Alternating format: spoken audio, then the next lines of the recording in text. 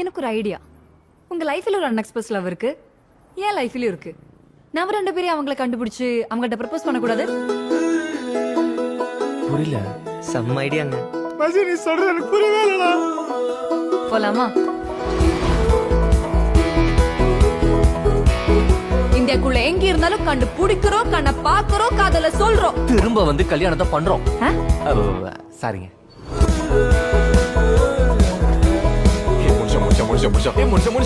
நானும் பாத்துட்டு இருக்கேன், கண்டுபிடிக்க ஒரு எஃபோர்ட் கூட போடல நீ. இல்லங்க போட்டேன், கொஞ்சம் கம்மியா போட்டேன் ஒரு அவ்வளவு. கால் கூட பண்ணல ப்ரோ நீ.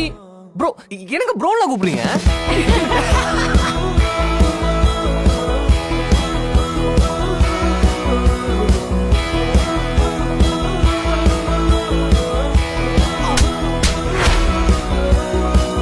நான் சொல்றத கேட்கறதுக்கு யார் இருக்கா?